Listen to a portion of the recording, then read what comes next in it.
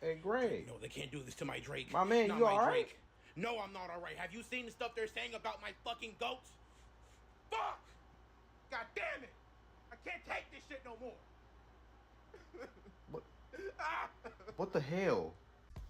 I know. We still talking about Drake and Kendrick, right? But this video is not only about them two. It's also about just stan culture in general. And basically just how messed up the game is right now.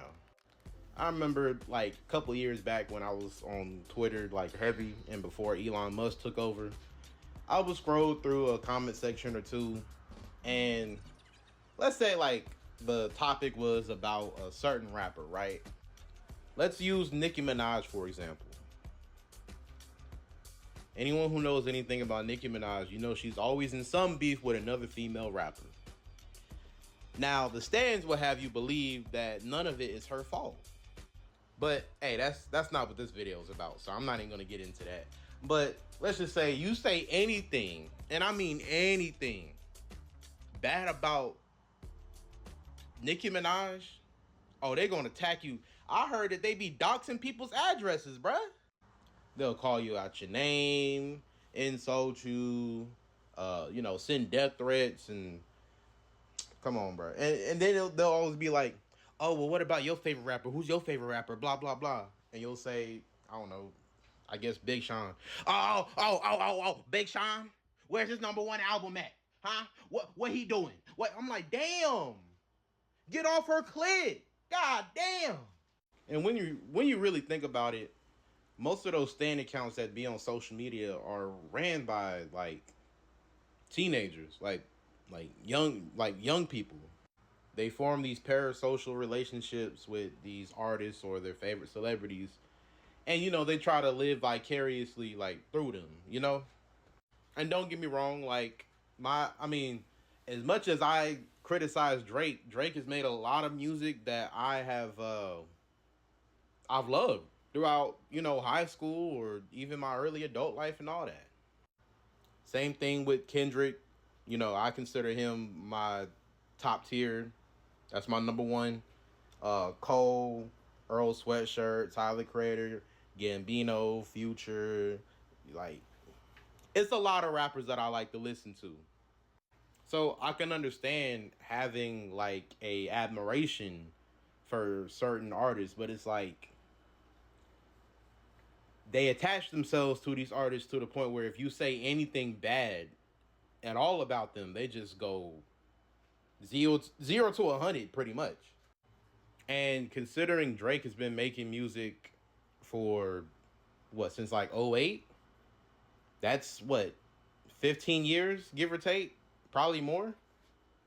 It's a lot of people who grew up listening to this nigga, including me, like I just said. So it's not hard to comprehend that some people just don't believe the stuff that people are saying about Drake. Like, even if there's proof, 1, they probably have not even seen the proof. 2, they probably just don't care. 3, they probably gonna make up an excuse for it. Because Drake has been their favorite rapper for so long. Drake has been a dominant force in hip hop for what I just said, like 15 goddamn years. Like, that's when the parasocial shit kind of comes in. Because if we were just talking about a regular ass nigga, like, oh, you do this to kids, blah, blah, blah, you do this and you do that, we gonna be like, oh, man, get him, shoot him. In GTA, of course. So this brings me to my next section. Oh, how the mighty have fallen. Oh, my God. Drake had a lot of missteps throughout this battle, but one of the most notable ones was him mentioning Kendrick's baby mama first, Whitney. God damn it, the baby's up. Between that, the Free the Slaves bar, which Kendrick completely flipped on his head, the terrible missteps in The Heart Part 6. I mean, I don't have to go over them. I really don't. What I want to focus on is the lies. And I know that Kendrick, there's no way Kendrick can prove that Drake has a daughter or not, because if you truly do not want the world to know that you have a sibling, offspring, you can do that, And I don't think Kendrick should have to prove that. I feel like that would be kind of like I know he already kind of dug deep with like Meet the Grams and everything, but it's like, come on now. You really expect Kendrick to be like, I got the birth certificate. Like, come on, bro. Like that's messy as hell. That's messy as hell. It's just that for me, the stuff I'm mostly clinging to is all those weird ass allegations about the underage girls.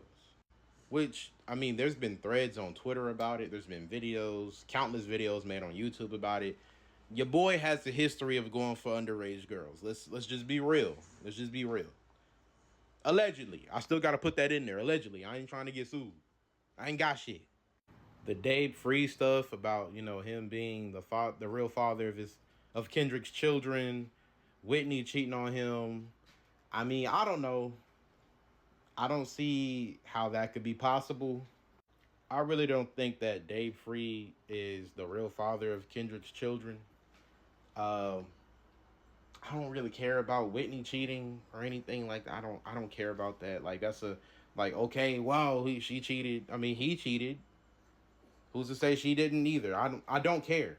The domestic violence stuff, I mean, there's literally nothing except for media takeout articles that even reference that happening. There's literally no proof of it, and yet you have Drake fans writing with that information like it's true. Also, Whitney's brother was on Twitter championing Kendrick like, hey, bruh, get him for me. You know what I'm saying? Like, I don't know about y'all, but if the dude who was putting hands on my sister was in a rap beef, I definitely would not be cheering him on. And that's not really proof that he didn't do it, but I mean, I don't know. And let's not forget, Drake does have a pattern of lying. Like, let's be real. So, it's not crazy for me to be like, you know what? A lot of what Kendrick's saying can be backed up. I mean, even y'all Drake fans yourselves said that Kendrick didn't bring anything up that was new. And let's not forget, he still got that weird ass dude Baca in his crew, who does have charges. I say all this to say because not only just with Drake, I've noticed this with a lot of like the really big artists that have like a really big fan base and they call themselves like stans, which they don't even know where that word came from. But they'll believe just about anything that their favorite artist will say, do, anything. I mean, that's just how it is, I guess. One thing that I've learned about some Drake fans is that they think the shit that he does be cool. Like, sleeping with everybody's baby mama, ex, and everything. Like, ain't no code to how you move, bruh. They see the money, the power, the fame, and they think, oh, that's what I aspire to have. And that's cool, but, like, there's more to life than that. Like, I don't know, morals, They see the money, the power, and the fame, and they think that's what a man needs to succeed. That's what a lot of these, podcasts be telling men, too. Like, that's all you need. You don't need to be worrying about raising no family. You don't need to worry about trying to be a better person outside of, financial, all that. You don't have to worry about just trying to be, more mature and grow as you get older. And don't get me wrong, you need all that. You need that. You need money to survive, obviously. You need some kind of social status, you know what I'm saying? Like, you need to be successful. But you also need to be growing as a person. Like, as humans, I feel like we just have stepped away, like society as a whole has just stepped away from just loving one another, caring about people, empathy, morality, all that. Like, this capitalistic society we live in is really gonna be our downfall if we keep going on like this. And I feel like Drake kind of just represents that, where it's like, especially his fans, all they care about is just the vanity of it all, and that's it. Me personally, I just want to lead my life with love in my heart. Like, I don't when you think about Drake's music, he's always just rapping about who he hates, dissing people, talking about these ops, and talking about how many failed relationships he's been in. Bro, I don't want that. I'm sorry, I don't want that. I don't care how many yachts, how many Maybach cars I got, how many goddamn Rolex watches I got, how many bad bitches are on my roster. I don't want that. I want to come home to a loving family. I want to travel the world with my loving family. I want to do all that. I'm sorry. That shit sounds terrible, especially being he's 37, about to be 38? Brother. And I think that's why Drake goes at people like Kendrick, people like ASAP Rocky. Like, if you think about it, he's been dissing people that have moved on for him. Like, he dissed Serena Williams, he dissed Ice Spice, he disses Megan Thee Stallion, he dissed Rihanna in particular, because that's the only one I really like know about. After he tried to kiss her on stage, after trying to like congratulate her and confess his love for the billionth time to her, she pretty much just said, I just want to move on from this nigga. And you can't be mad at that. So now you over here, you dissed her on For All the Dogs in the most corniest way possible, talking about the sex I had with you is average, blah blah blah, I'm auntie, I'm auntie. Like, nigga, no, you're 37. The fuck. Meanwhile, this nigga ASAP Rocky shooting up the club and her, like, they got what, like 3 kids now? You want that, don't you? That's crazy. I don't want to be the bitter ass fucking 37-year-old bachelor whose only claim to fame is how successful he is. And that's cool. I think a lot of men should try to, you know, even me myself should try to aspire to get to that level of work ethic and you know, the hard work he put into that. Like, you know, regardless of the writers or whatever we can say, I mean, it's still Drake at the end of the day. Like, you still gotta show up for the interviews, the performances, do the shows, be there. You gotta be on time. Like, you gotta be on time for everything, being as big as Drake and being that consistent at it for that many years. Like, that's impressive as hell. But no, I want that, but I also want the family. I want, you know, the wife that I can come home to. I want, you know, my kids being happy. They ain't got to worry about nothing. You know what I'm saying? Like, that's what I want. That bachelor shit seems cool when you're young, but like, nigga, I'm about to be in my 30s, bro. Like, time is ticking, okay? Here's another problem I have with Drake fans. I don't know why y'all think that just because Drake gave some of these people some of their first number ones, or they have multiple number ones with this dude, that they owe him undying loyalty. That's just business.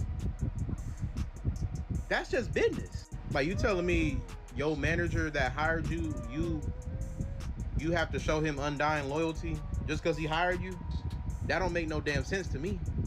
Hey, Drake, thanks for giving me that number one, man. I really appreciate it. Hey, no problem, man. Hey, your wife is really attractive, though. Can I hit that? Nah, that's not cool. What the? I gave you that number one, though. I gave you that number one, though. Okay, that doesn't mean you can sleep with my wife. What's wrong with you, bruh? See how dumb that shit sounds? That's how y'all sound. Come on now, do better. And if we wanted to list down all the people that he's done wrong within this industry, it'd be a long list. Like, I'm pretty sure, I mean, there's people who've made videos about it on YouTube, so you can go watch those, I guess. But it's a lot of people. Like, there was this one situation that I heard about where I don't know if y'all, I was about to say something stupid. I was about to say, I don't know if y'all heard about that song Lollipop from Lil Wayne. Of course they heard about it. But the producer of that song, his name is Detail. And apparently him and Drake were working on a song or something like that. Drake wanted to sign him to OVO. But he wanted to do it in an underhanded way. Like, I guess, try to like extort him into signing this contract. And if we know anything about OVO, we know that none of those people within that camp are nearly as known or as successful or have as many accolades as Drake does. I mean, we've all heard of the OVO sweatshop rumors, and there's a lot to really back those claims up. Obviously, Detail didn't want to sign the contract, so I guess he had Chubbs like go No. I was about to give y'all some misinformation. So apparently, Detail wanted to sue him, and after Drake learned of this, Drake invited him over to like one of his cribs or something, and he had Chubbs beat him up. Now Detail was supposed to show up for court like soon after, and he never did. He never showed up for court. He had to get stitches in his jaw after Chubbs beat him up. I'm just saying. That's only one of the examples that I know about. There's a lot more. Like I said, there's tons of YouTube videos on it. But my point is, you can't force loyalty out of people just because you do business with them. That doesn't make sense. Another great example is, like I said, with the whole Rihanna thing.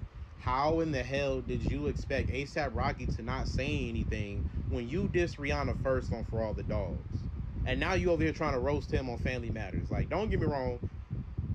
You know, I mean, it wasn't really that great of a diss, but, you know, it rhymed, I guess. It was a nice flow. And don't get me wrong, A$AP Rocky was taken on tour by Drake, along with Kendrick Lamar. I'm going to be real. You know what I'm saying? But that does not give you the right to diss his current baby mama that you used to, like, I guess, fool around with and expect him not to say anything. That's his baby mom's. I'm pretty sure they might get married soon. I don't fucking know. But that's like, you can't force loyalty out of that. Like, that's not realistic. And another thing I want to touch on is people say that Drake be putting on all these people, and he kind of do to a certain extent, but Drake doesn't just do collabs with people who don't have no buzz. Kendrick had buzz. Kendrick was signed by Dr. Dre before he went on tour with Drake. A$AP Rocky been making waves in New York before he went on tour with Drake. Migos had, you know, they little fans in Atlanta before. Not even just Atlanta. There was a lot of people that knew of Migos before Drake hopped on that Versace remix.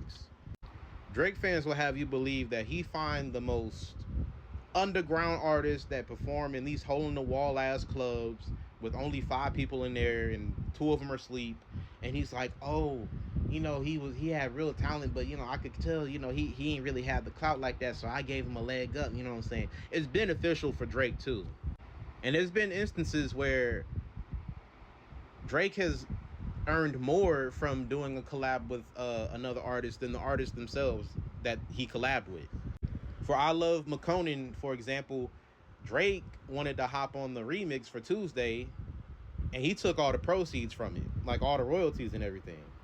Of course, I Love McConan, being the smaller artist, agreed to it because he was like, okay, that's Drake. Who cares? Like, this gonna boost my clout. You know, more people gonna hear about me. It's Drake, right? He got signed to OVO. Look where I Love McConan is now. He said that whenever it was time for him to try to focus on his projects, Drake was nowhere to be seen. But all he was hearing is what he needed to do to help him out. I'm just saying, bro. These people don't be making this stuff up, bro. It's not that everyone is just lying for no reason. Like, come on, you gotta be the problem at that point. That's pretty much it. I mean, I feel like I gotta keep saying this. I grew up listening to both Drake and Kendrick and Cole, you know, if we're talking about big 3. But I can't sit here and say that there's not a reason that all these people are going against this nigga, bro. Like, it's written right there. At the end of the day, though, they can believe what they want to believe. I mean, everybody has their own opinion. But if we're being truthful, you can't take all these things into account and not realize why people are all going against this one dude. Maybe it truly is a 20v1. And he lost. That's all there is to it. I'll see y'all next time.